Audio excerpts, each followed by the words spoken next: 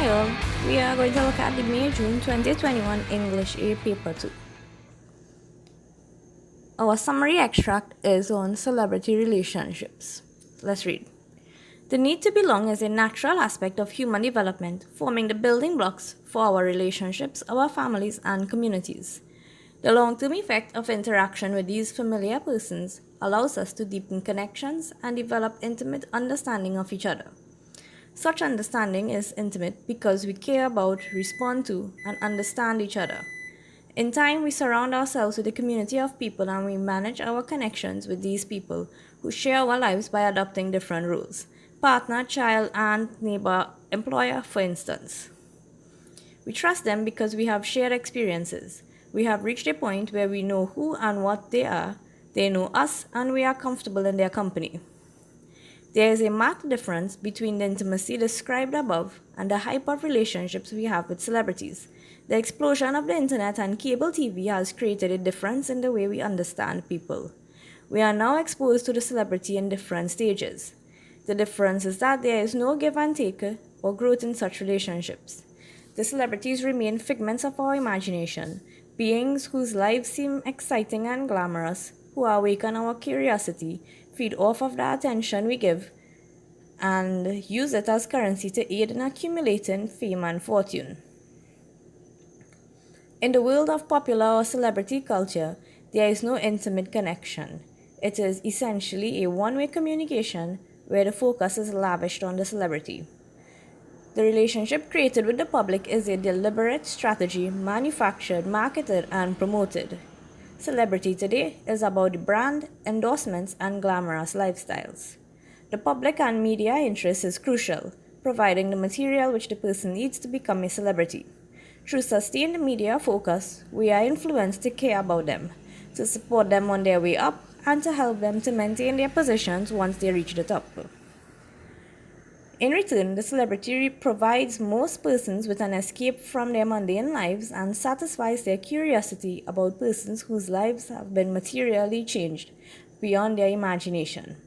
The celebrity has a public image to maintain, an image which is retouched and photoshopped until it achieves the desired level of perfection, and one that has virtually no bearing on the reality in the world we live in. Alright, so our instructions are 5 main points and any other relevant points. So the 5 main points we have are: human beings naturally need relationships and social connection. People form personal relationships with family, friends, neighbors, partners, and others in their lives. Celebrity relationships are different because they are one-sided and based mainly on public attention. The media encourages people to focus on celebrities and follow their lives closely. Celebrity culture can make ordinary people feel emotionally connected to celebrities, even though there is no real intimacy. Our summary is: people develop real relationships through long-term interaction with family, friends, neighbors, and others. As a result, these relationships create intimacy because people care about, respond to, and understand one another. In addition, shared experiences help people build trust and feel comfortable with each other. However, relationships with celebrities are different because they lack true intimacy, give and take, and personal growth. Instead, they are one-way connections created through the internet, cable, television, magazines, and publicity. Consequently, the public becomes interested in celebrities' lives, images, successes, and private experiences. Furthermore, celebrities present a polished public image that often seems exciting and perfect. In turn, celebrities use this attention to build fame, fortune, and popularity. Now let's take a look at our next section. So here we have the expository section. John Mason, a 16-year-old, wants to find out what must be done in order to obtain his driver's license. He called the licensing office many times but was unable to reach anyone. He decides to write an email using the email address he obtained. He must write to Mr. Kenneth Davy, head of the traffic department of the Royal Santaba Police Force. He wants the following information: the minimum age to acquire a driver's license, the tests theory and practical which must be taken, the length of time it takes to get the license after passing the test, the days the tests are taken, the cost of the driver's license. Write the email using the information given. Make sure to include all the relevant details in the email to ensure that all the information is received. So the email we have, our recipient's email is kennethdavy@rstpf.com, which is Royal St. Albert Police Force. The subject of our email is request for information on obtaining a driver's license. Our email goes, Dear Mr. Davy, I am writing to request information about what must be done in order to obtain a driver's license. My name is John Mason and I am 16 years old. I have tried calling the licensing office several times, but I have been unable to reach anyone. Therefore, I decided to send this email for assistance. I would be grateful if you could tell me the minimum age required to obtain a driver's license. Since I am already 16, I would like to know whether I am old enough to apply now or whether I must wait until I am older. I would also like information about the test that I must take. Please let me know whether I am required to complete a written theory test, a practical driving test, an eye test, or any other assessment before receiving a license. In addition, I would like to know the usual length of time it takes to get a driver's license from the time of application to the final approval. Furthermore, could you please inform me of the days on which the tests are normally held? This would help me to plan my schedule properly.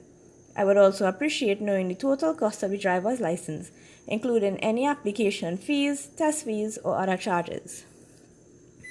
Thank you for taking the time to read my email. I look forward to your response and would be grateful for any guidance you can provide. Yours respectfully, John Mason. Now let's take a look at our narrative section. So we have a picture here. We also have a worded prompt. Kate stepped into the room and everyone immediately began to cheer. She knew this was the greatest feeling she would ever experience. Write a story which includes these sentences. So our story starts off with those sentences. So Kate stepped into the room and everyone immediately began to cheer. She knew this was the greatest feeling she would ever experience. For a few seconds she could not move. Her hands trembled around the small trophy, and tears blurred the smiling faces in front of her. Her mother stood near the front row, clapping with both hands pressed together as if she were praying. Her teacher, Miss James, nodded proudly. Even the students who had once laughed at her were now on their feet. Only Kate knew how long the journey had been. 1 year earlier, she could barely read a paragraph without stumbling. Whenever the teacher asked students to read aloud, Kate lowered her head and prayed that her name would not be called. Some classmates whispered that she was lazy. Others said she would never pass English. Their words hurt, but what hurt more was that part of her believed them. Then Miss James asked her to enter the school's public speaking competition. Kate thought it was a joke. Miss, I can't even read properly, she said. You can learn, Miss James replied gently. But first you must stop telling yourself that you cannot. From that day, Kate stayed after school 3 evenings a week. Miss James helped her practice pronunciation, expression, and confidence. At home, her mother listened patiently as Kate repeated the same speech again and again. Sometimes Kate cried in frustration. Sometimes she wanted to quit. However, each time she remembered the laughter, she forced herself to continue. On the day of the competition, Kate's stomach twisted with fear. The hall was crowded with students, teachers, and parents. When her name was called, her legs felt weak, but she walked to the microphone. At first, her voice shook. Then she saw her mother smiling and she remembered every hour of practice. She spoke about courage, failure, and the importance of believing in oneself. As she continued, her voice grew stronger. By the end, the hall was quiet. Then the applause came like rain on a galvanized roof. When the judges announced that she had won first place, Kate covered her mouth in disbelief. Now, as she stood in the classroom with a trophy in her hand, she understood something important. The greatest feeling was not only winning, it was knowing that she had defeated fear, doubt, and shame. She had proved to herself that weakness could become strength through effort. Kate smiled through her tears. For the first time in her life, she did not feel small. She felt unstoppable. Let's take a look at our argumentative now.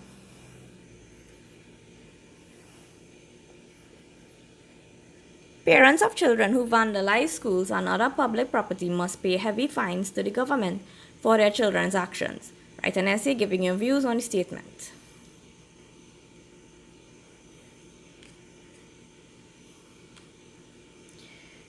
Okay, so let's start it off. Vandalism in schools is a serious problem that affects everyone. That's our hook. School property is usually paid for and maintained by the government, so when children destroy it, it creates extra costs for taxpayers. That's background information. Parents of children who vandalize school property should pay fines to the government because it damages public property, wastes government money, and encourages indiscipline if there are no serious consequences. Thesis statement. Obviously, school property is expensive to repair or replace. When students break desks, destroy washrooms, damage windows, or write on walls, the government must spend money that could have been used for books, computers, classroom repairs, or student programs. If parents are required to pay fines, the cost of the damage would not fall completely on taxpayers. In addition, fines may encourage parents to supervise their children more closely. Some parents ignore their children's poor behavior until it becomes a serious problem. However, if they know they may have to pay for vandalism, they may speak to their children more seriously about respect, discipline, and responsibility. This can help prevent future damage. Furthermore, paying a fine sends a strong message that vandalism is unacceptable. Students may think twice before damaging school property if they know their parents will be contacted and made to pay. This can discourage careless behavior and help create a cleaner, safer, and more respectful school environment. In conclusion, parents should pay fines when their children vandalize school property because the damage affects everyone. Such fines can reduce government costs, encourage parental responsibility, and discourage students from destroying public property. And that is the end of this paper.